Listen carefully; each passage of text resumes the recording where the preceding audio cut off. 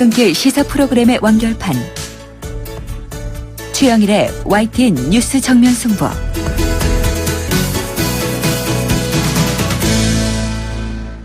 YTN 뉴스 FM 뉴스 정면 승부 2부 시작합니다. 먼저 나라 밖 소식 알아보죠. YTN 국제부를 연결하겠습니다. 서봉국 기자 나와 계시죠? 네네. 네, 이 미 공화당 대선 후보 도널드 트럼프의 음담패설 녹취록 파문이 계속 커지고 있는 와중에 더 충격적인 소식이 나왔군요. 이 미인대회 탈의실을 마음대로 드나들었다. 이게 무슨 얘기입니까? 이제 트럼프가 미스 USA와 10대를 대상으로 하는 미스틴 USA 선발대 탈의실에도 마음대로 드나들었다는 증언입니다. 2001년 미스 애리조나 출신의 타샤 딕스는 방송 인터뷰를 통해서 당시 미스 USA 대회 참가자들이 탈의실에서 나체 혹은 반나체 상태인데도 트럼프가 함부로 들어왔다고 말했습니다. 미스틴 USA 선발대 탈의실에도 드나들었다는 대참가자 인용 보도도 나왔습니다. 트럼프는 2005년 라디오 인터뷰에서 자기가 미스 USA 대회 소유주이기 때문에 탈의실에 자유롭게 드나들면서 출연자들이 제대로 옷을 입었는지 점검한다면서 자랑스럽게 털어놓은 적이 있습니다. 네. 이와 관련해서 트럼프가 과거 여성들을 더듬고 키스를 하는 등 성추행을 했다는 주장도 잇따라 제기됐습니다. 뉴욕타임스가 성추행 피해를 받다는 여성 2명의 인터뷰를 소개했는데요. 먼저 올해 74살이 된 제시카 리즈는 36년 전 뉴욕으로 가는 비행기 1등석에서 옆자리에 앉았던 트럼프가 자신의 몸을 만지는 등 성추행을 시도했다고 주장했습니다. 또 레이첼 크룩스라는 여성은 지난 2005년 트럼프 타워에 있는 부동산 투자 개발 회사의 안내원을 일할 당시에 건물 엘리베이터 밖에서 트럼프를 우연히 만났는데 트럼프가 악수를 한 뒤에 키스를 했다고 말했습니다. 이 같은 주장에 대해서 트럼프는 완벽한 거짓이고 조작된 인신공격이라고 강력하게 반발을 하면서 소송으로 맞서겠다는 뜻을 밝혔습니다. 네, 자 2차 TV 토론 이후에 더욱 벌어지는 듯한 이 힐러리와 트럼프의 지지율 격차인데요. 각종 추문이 얽히면서 이 미국 대선 혼탁 양상을 더하고 있습니다. 자, 언제나 관심을 받고 있는 이 해마다 이 시기에 발표가 되죠. 노벨 문학상 수상자. 잠시 뒤에 발표가 된다고요? 네, 우리 시간 저녁 8시입니다. 수상자를 점치는 영국의 도박 사이트는 케냐 출신 소설가 은구기와 티옹호 그리고 일본 소설가 무라카미 하루키를 수상 가능성 상위권에 올려놨습니다. 시리아 시인 아도니스, 미국 소설가 돈 드릴로와 필립 로스도 상위권을 점하고 있는데요. 우리나라의 고은 시인은 7위에 올라 있습니다. 노벨 문학상 수상자 발표로 올해 노벨상은 마무리됩니다. 노벨 문학상은 당초 지난주 발표될 예정이었지만 알려지지 않은 이유로 일주일 미뤄졌습니다. 네, 그래서 더 흥미로운 것 같은데요. 이 케냐 소설가는 좀 낯선데 하루키는 우리나라 시청자들도 잘 알고 있는 작가죠. 일본이 또 한 번 문학상을 거머쥘지 결과가 궁금해집니다.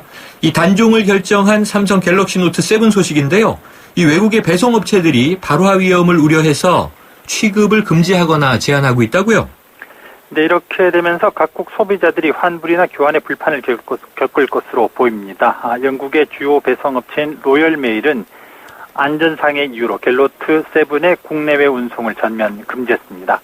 미국의 양대 배송업체인 페덱스와 UPS도 항공당국의 가이드라인에 따라서 이 제품의 항공 운송을 중단하고 육상 운송도 엄격하게 제한하기로 했다고 밝혔습니다.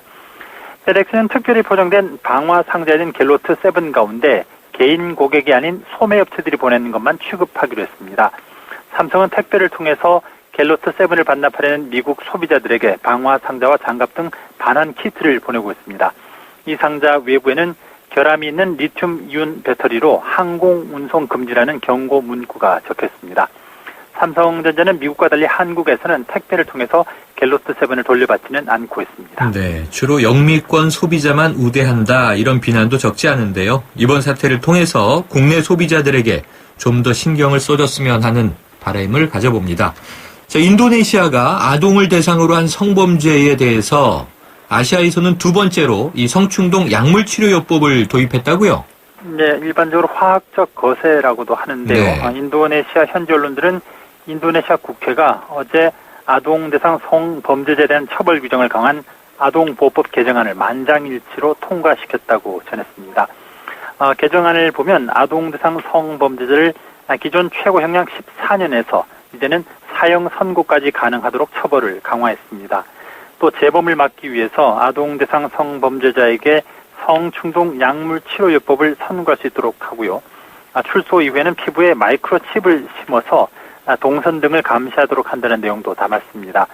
아시아권에서 성충동 약물 치료를 도입한 국가는 2011년 우리나라에 이어서 인도네시아가 두 번째입니다. 네, 자 끝으로요. 이 영국 소식인데요. 캐머런 전 총리가 영국 최악의 총리라는 불명예를 안았군요. 네, 영국의 유럽연합 탈퇴, 이른바 브렉시트 국민투표에서 패배한 데이비드 캐머런 전 총리가 전문가들로부터 2차 대전 이후 영국 총리 가운데 세 번째 최악의 총리로 꼽혔습니다.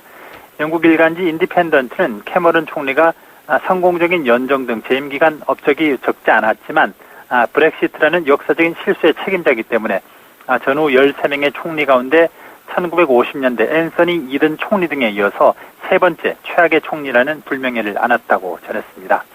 특히 캐머런이 주도한 브렉시트 투표와 패배는 18세기 후반 미국 땅을 상실한 프레드릭 노스 총리 이후 역대 총리 가운데 최대의 역사적인 실수로 평을 받았습니다. 자, 오늘 소식 고맙습니다.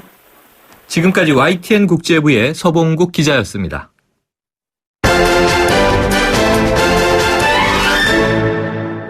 네, 이 국회 기획재정위 국정감사가 진행 중인데요. 이곳에서도 역시 이 미르와 K스포츠 재단 문제로 시끄럽고요. 또 이 법인세 문제를 놓고 여야의 공방도 치열하게 벌어지고 있습니다.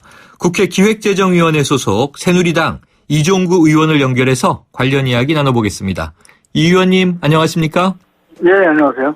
네, 자 기재위 국감 진행 중인데요. 말씀드린 대로 이 미르재단, K스포츠재단 의혹이 아주 큰 쟁점입니다. 이 정부의 조세 정책에 대한 지적도 있고 또 이제 보완 대책에 대한 논의가 부족한 거 아니냐 이런 얘기도 나오는데 자 의원님 보시기에 지금 국감 종반전 어떤 분위기입니까? 지금 역시 국민적인 좀 의혹이 있으니까 네. 미르 K스포츠재단 문제도 우리가 다뤄야 되죠. 국회의원의 본분이라고 생각을 합니다. 네네. 근데 지금 경제가 너무 어렵고 그러니까 이 내년도 세금 문제, 또 재정 지출 문제, 이런 것도 큰 과제죠. 네. 자, 여야가 계속 증인 채택으로 공방을 벌이지 않았습니까? 그런데 증인은 이승철 씨가 나오셨어요. 네. 네네. 그래서 말씀하신 대로 기재위 국감에 이 네. 정경련의 이승철 상금 부회장이 나왔더라고요. 네네네. 그런데 이제 이 답변 태도가 많이 문제로 지적이 돼서 예, 시종일관 이 검찰 조사가 진행 중이라 이 자리에서 답변하기 어렵다 이렇게 일관했는데 네. 이 의원님께서는 어떻게 보셨습니까? 저는 이 사건은 이제 전경련이 상당히 오버한 거다. 네네. 그리고 좀 심하게 얘기하면은 전경련이 너무 정부에 협조를 한 게 아닌가. 과도하게. 네. 예, 과도하게. 네, 그래서 좀 의혹을 좀 이렇게 증폭시킨 그런 면이 있습니다. 근데 제가 그런 얘기를 했습니다. 이 수사 중인 거는 국민들이 이제 관심 있는 사건들 이런 거는 지금 수사 중이지 않은 게 없어요. 다 수사 중이에요. 네네, 그렇죠. 그래서 수사 중이라고 답변하는 거는 그건 적절한 답변은 아니고 예를 들어서 재판 중이다 이러면은 몰라도 네네. 수사 중으로 얘기할 수 없다는 거는 좀 납득이 안 가죠. 네. 예, 아니요라도 좀 해줬으면 좋았을 것을. 네. 예. 하여튼 여러 가지 정황으로 보면은 정부에서 상당히 푸시를 한 것 같습니다. 네. 그러면은 저 의원님 보시기에 우선 네. 정경련이 산업화 시기에 생기지 않았습니까? 네네. 61년도에 설립이 됐더라고요. 그래서 네. 좀 과잉 충성을 한 측면이 있다라고 아까 보셨고 예, 정부도 좀 압박을 했다 이렇게 보세요? 그런 것 같아요. 네. 그럼 이제 양쪽에 다 책임이 있을 것 같은데. 예, 책임이 있는 것 같습니다. 네. 의혹이 커지다 보니까요, 의원님. 네. 이 미르재단과 K스포츠재단 논란이 커지면서 지금 말씀하신 대로 좀 이 과잉 충성을 했건 아니면 이게 지금 재단 설립을 주장하듯이 주도했건 이 정경련을 해체해야 한다 이런 주장 나오고 있지 않습니까?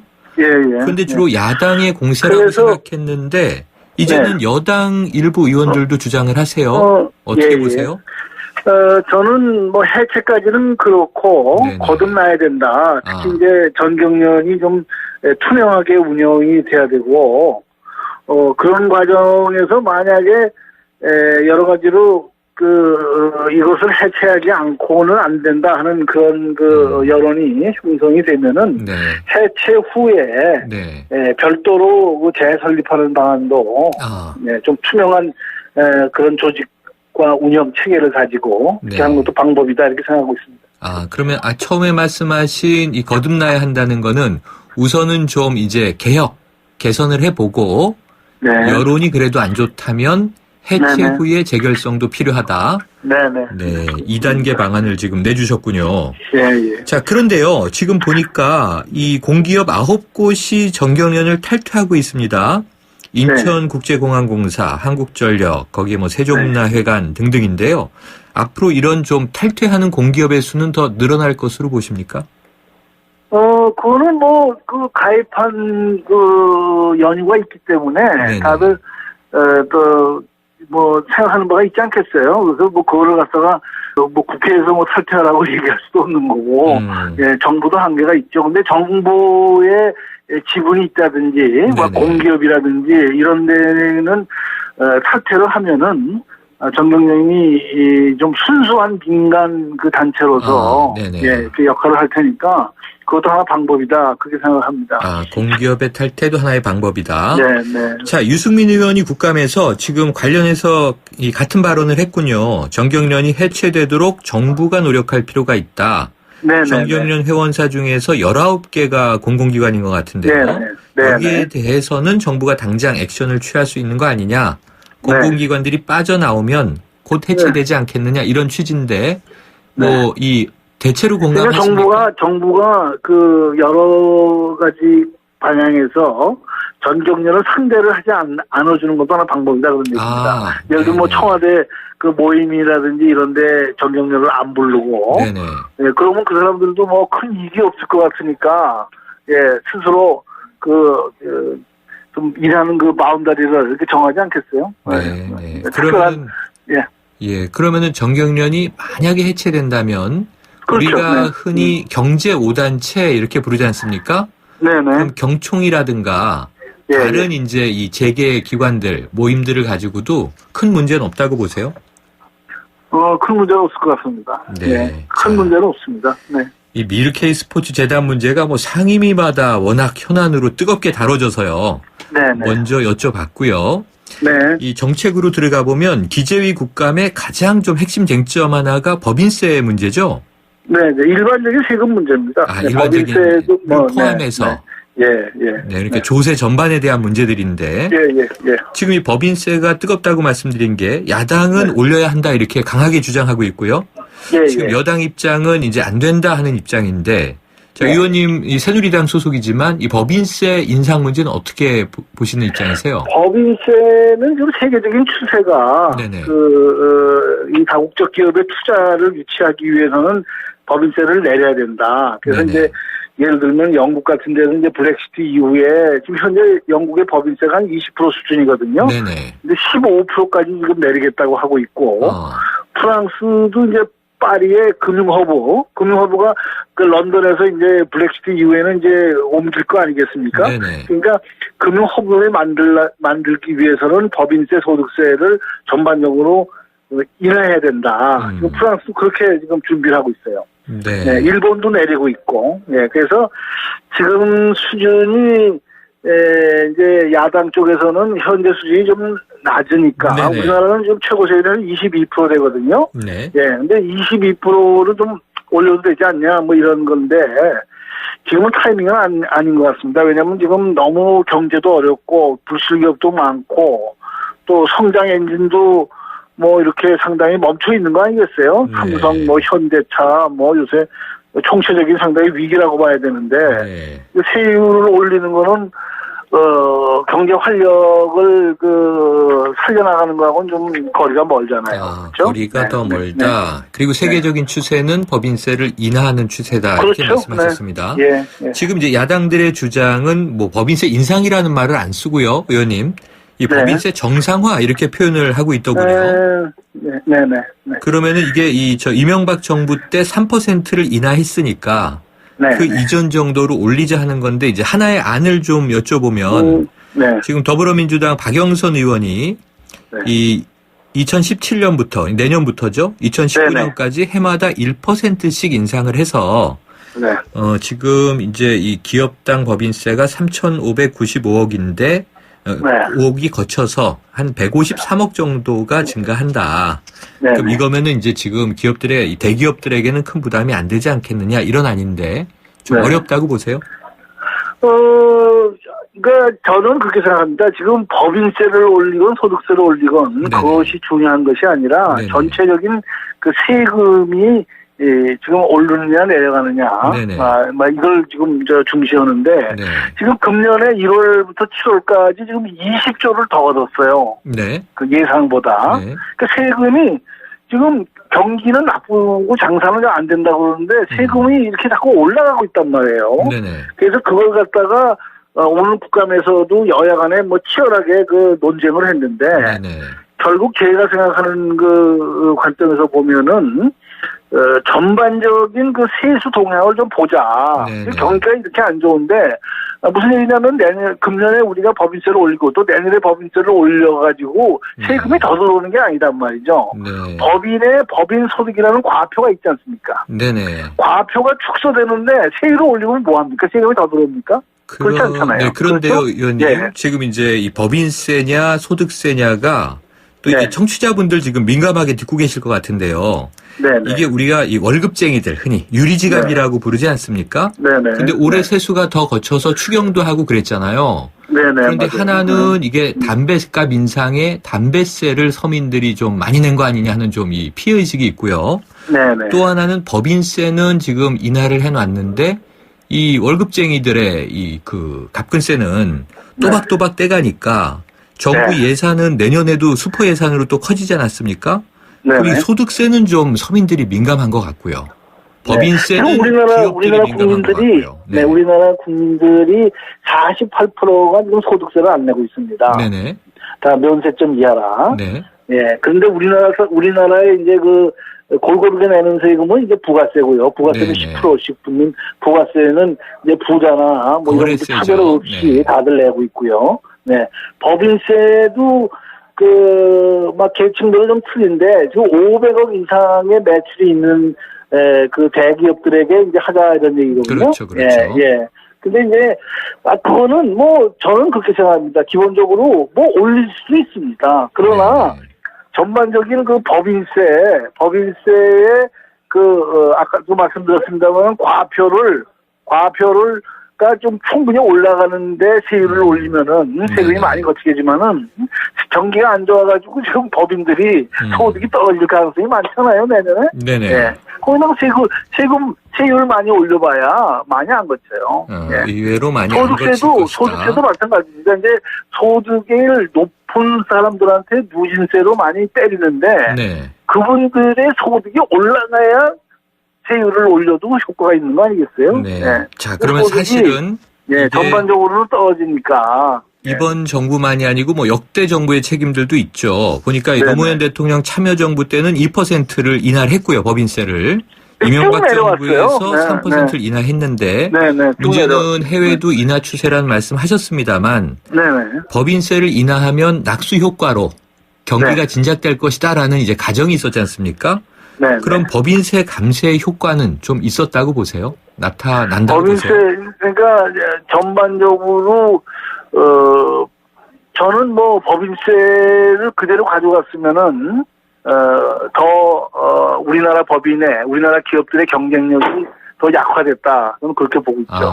더 약화됐을 것이다. 낙수 네, 효과는 네. 차치하고라도. 네네. 네, 그러니까 자. 지금 이렇게 경제가 안 좋은데, 네. 하여튼 어떤 세금이 됐든 간에 세금을 많이 올리는 거는, 경기에 좀 역진적인 것이 아닌가. 네. 네. 지금 정부가 얼마나 지금 추경까지 하면서 이렇게 그 지출을 늘리고 있습니까? 네. 예? 그러니까 이 알겠습니다. 지출을 늘리고, 세금은 좀 적게 걷고, 이렇게 해야지 경기가 부양되지 않겠냐.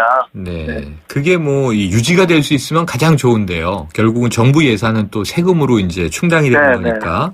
네. 지금 이 법인세 소득세 문제는 국감이 끝나도 예상국회 혹은 또 내년 대선까지 그렇습니다. 굉장히 여야 간 뜨거운 쟁점이 될 것 같은데 네. 지금 문제가 야당이 지금 공세를 펴고 있지 않습니까? 네. 그런데 보니까 정세균 의장이 이걸 부수법안으로 법인세 인상을 추진할 수 있다. 이런 시나리오가 나오고 있는데 의원님은 예, 어떻게 예. 보십니까? 아니, 어차피 뭐 예산 부수법안은 소득세, 법인세, 뭐 다 세금이란 세제는 다 들어가죠. 네. 예산 부수법안으로. 네. 예.